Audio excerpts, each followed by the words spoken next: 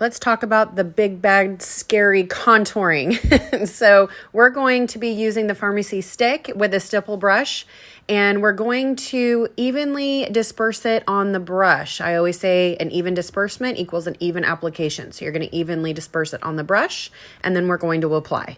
To find the placement of the contour on your cheek, you can use the back of your brush, and you're going to go above the cheekbone. You're going to roll, you're going to feel it lift, and you're going to roll again. You're going to feel a divot. This is where we want our contour to go on our cheek.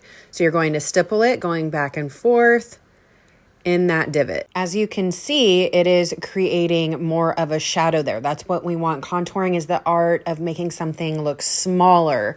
We are creating the illusion that we have more of a divot there than what we actually have. Now we're going to take our foundation brush and we're just going to soften the edges so it looks a little bit more natural. I also like to brush up on that top edge so that when I put on my blush or my bronzer, it's all nicely blended. Now what we're going to do is we're going to contour the forehead. So we're not actually making our forehead smaller, but we are going to give the illusion that it's maybe not as bright, so we're not drawing as much attention. So we're going to, again, evenly disperse on the brush, and we're going to stipple, but what we're going to do is as we're stippling, we're going to push it back into the hairline so that it looks like it's part of the hairline and not separated.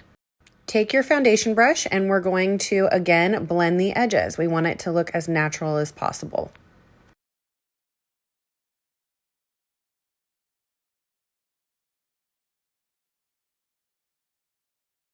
Now, if you want to contour the nose, what you're going to do is you're going to take a smaller brush and you're going to follow the smallest part of the bridge of the nose down through the largest part.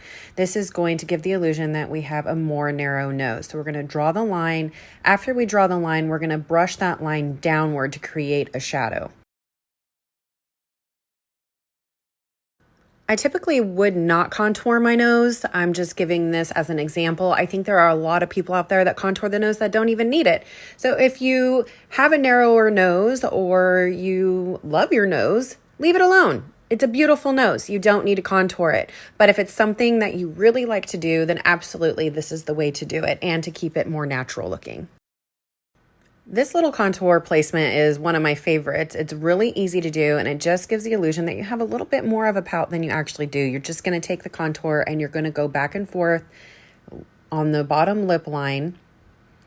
And then after you're done with that, you're going to take your foundation brush and you're going to just stipple right over it to make sure that it looks more of a shadow and not a straight line. As I was filming, I forgot to contour my jawline. So what we want to do is we actually want to start behind the ear. We want to go underneath the jaw. If we go on top of the jaw too much, what ends up happening is it looks dirty, or it may look like your foundation doesn't match properly. So we want to make sure we're going underneath the jawline and accentuating the shadow that is there. You also want to blend down the neck so it looks as natural as possible. And that's it. The big bad contour is all done. Easy peasy.